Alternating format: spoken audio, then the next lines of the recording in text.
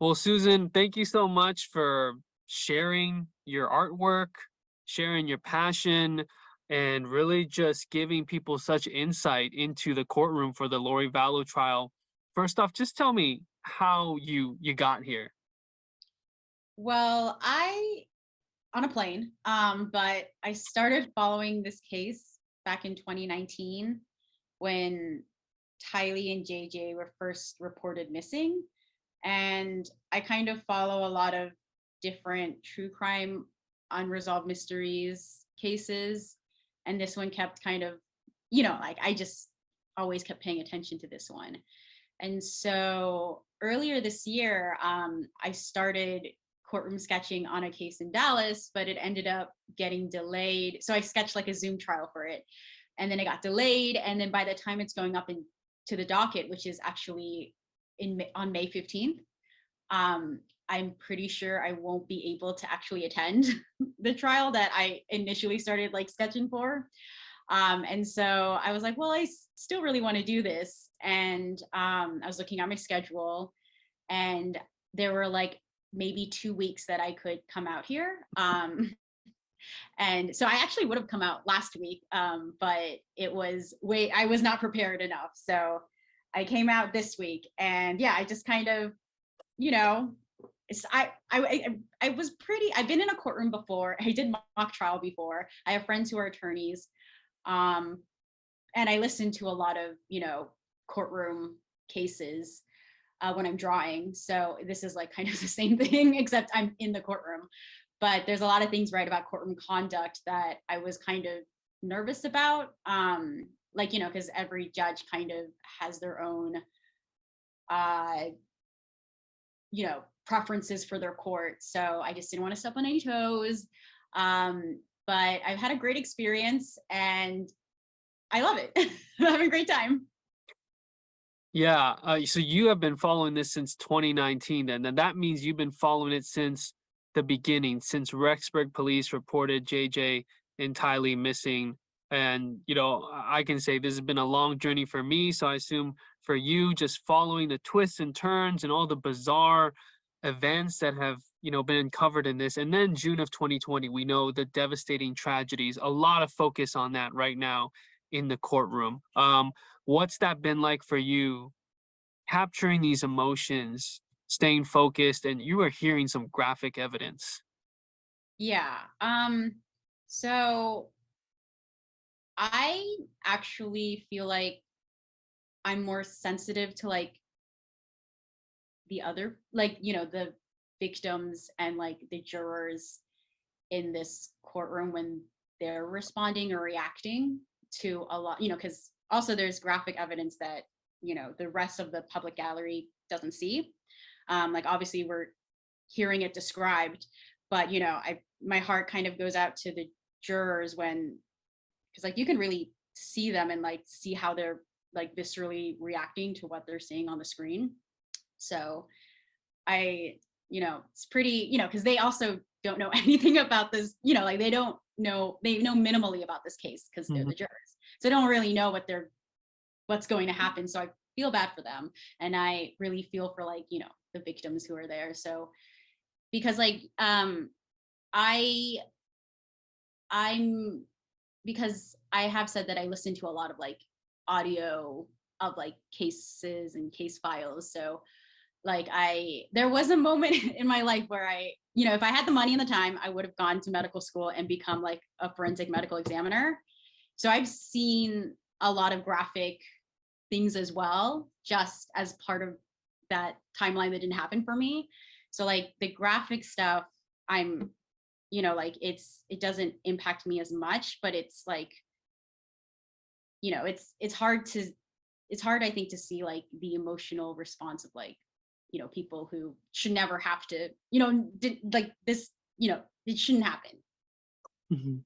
Yeah, and I also want to ask, just because you follow a case, and a lot of people have followed this case and are very knowledgeable about it because so much has gone on over time, but what made you say, like, I am booking a ticket to Boise. I'm gonna get a seat in that courtroom, and you did all week. You know how it is, punching that time Oh and yeah. refreshing on your phone to get that reserved spot. Not everyone gets one in that courtroom. Just that's a lot of investment. hmm So, well, that's why I booked a week because I was like, well, out of 5 days, there's gonna be one day that like guaranteed to get in. But I don't know. I guess that's how I live my life. That's a bad answer, but it's like if there's something that I care about a lot and there's something that I think, like I mean, I wanted to do courtroom sketch art for this case, a case that like, I've been following and it feels also surreal to me to be here, really surreal, and like kind of interact with like, you know, all these people that it's like, oh, yes, I do know you.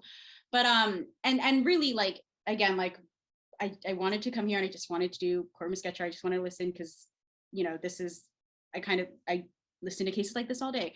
But while being here, I've had really like really touching and heartfelt like moments with like with people involved in this case that like I never fathomed that like I could have, that like my art was like doing something, like being part of like a healing process for like healing trauma, like restorative justice. I'm like, wow. So like I'm like, that has been really crazy and I'm very grateful and I'm like super, yeah, I super humbled. I think that my art can like help people in these ways, because that's not what that wasn't the initial goal or aim when I came out here. I just wanted to like document the trial. But yeah. Yeah, to clarify for people, you're not the hired sketch artist for trial, and that's fine, but you are using your First Amendment right. You are sitting there and you are documenting this through your art on an iPad, right? And Yes. probably have it silenced and the bailiff goes over the rules. Yeah, So, I'm not trying to get a contempt of court charge while yeah. I'm here in Boise. Yeah, yeah, but all jokes aside, I really want to get your insights on watching the defendant, Lori Vallow. Has to be surreal seeing her stand trial and sitting between her lawyers, looking at these witnesses. What do you notice about her? Um, she really well, so she's seated directly across from the jury. And they have like kind of this unobstructed view of her. And so if you're sitting in the public gallery, you kind of get the side view of her. And she does everything she can to kind of avoid eye contact with the jury and also with the public gallery. So I said this elsewhere online, but on the second day I was here, when Summer took the stand, I was seated kind of like behind Summer. So I kept thinking that Lori was like making eye contact with me and like smiling, which, was a little bit chilling. But I thought it was just like she was being narcissistic. But then like it clicked later. I was like, oh, she's trying to look at Summer and like make eye contact with Summer and like smiling at Summer.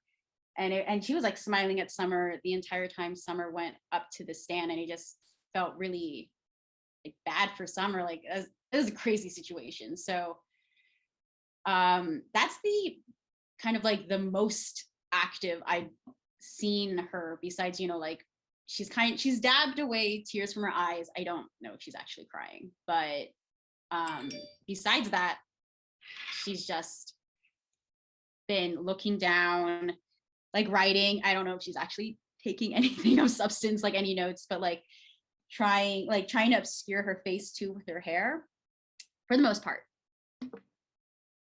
Wow. And you're seated in the middle section, like behind prosecutors.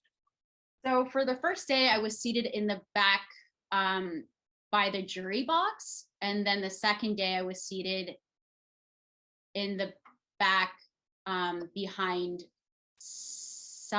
behind Summer. And then as of today, yesterday, and tomorrow, I'm actually sitting on the first row with the prosecution behind the rail. Yeah, like the barrier. So now I have like a super cool view of like the entire courtroom. You're in the first row. Wow. Yeah. That's usually blocked off. Yes, correct. Okay. And people have asked this. I've been in there, but the defense table, is it? I feel like it was angled a little bit so that it's kind of tilted facing the testimony, but also facing the jurors. But is it literally like a 90-degree kind of perpendicular to the judge, to the bench? In my opinion, I think it's 90 degrees from the, like, yeah, like straight 90 degrees. But I'm not an architect or Whether 90 degrees or 45, whatever, the jurors, they've got a clear line of view on her, which I had noticed too. And I noticed some that look for a reaction from her. They watch her. Mhm. Have you seen that more? Oh, yeah. There was when they were showing the autopsy photos, which is the material that like the public gallery couldn't see. So the jurors were looking at like their monitor screens in front of them, which is, just a little beyond that is Lori. I was just kind of watching the jurors for their reaction. And then there was one who cried. And there was one who was like giving Lori like just this like aggressive stare down. And I was like, wow, yeah. Wow. So definitely you can feel there's a tension or heaviness in the courtroom, especially this week for these parts of testimony. Mhm.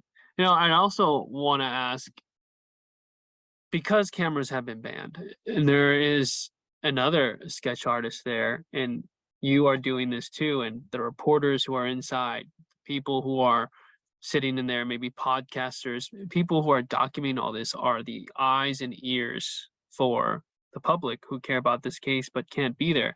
Um, how much do you think about that your art will really help um, remember what happened in getting justice for these victims, this huge trial that it's circulating, your work is circulating, Yeah. and you must take that seriously.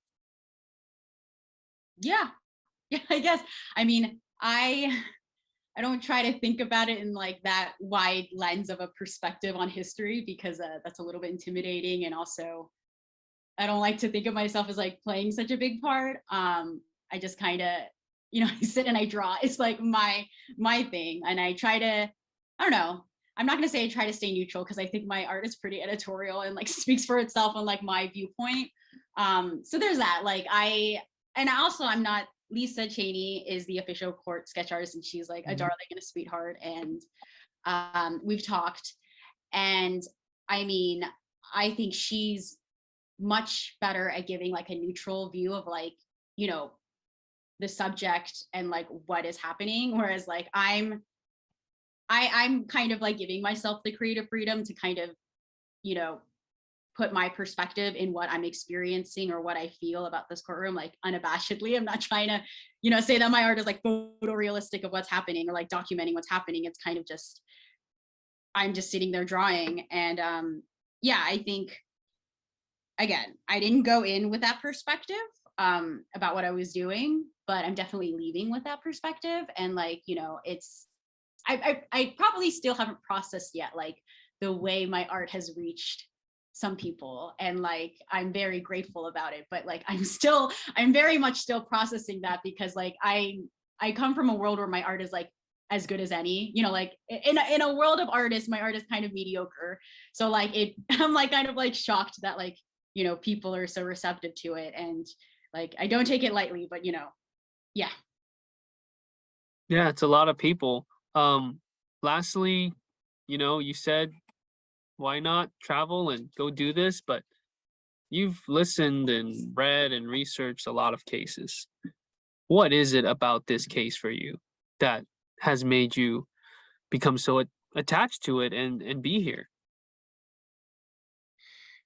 Well, I mean, I think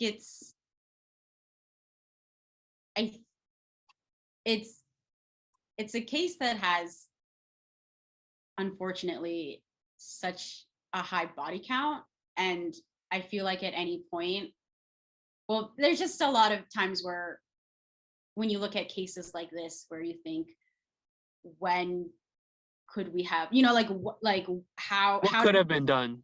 at every point. And it's just, yeah, I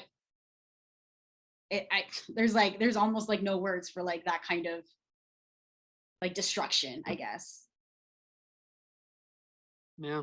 Oh, Susan, thank you so much for your time. I really appreciate it. I just felt like, wow, we needed to see the person behind the art, and I thank you for sharing that with us and helping our coverage. Even if it's just sprinkled in, it gives people great insight. And I don't think I think you're creative, but I don't think you are misinterpreting anything at all. Um, you are. It's through your eyes and through your artwork. So thank you for that. Thank you. I appreciate the kind words.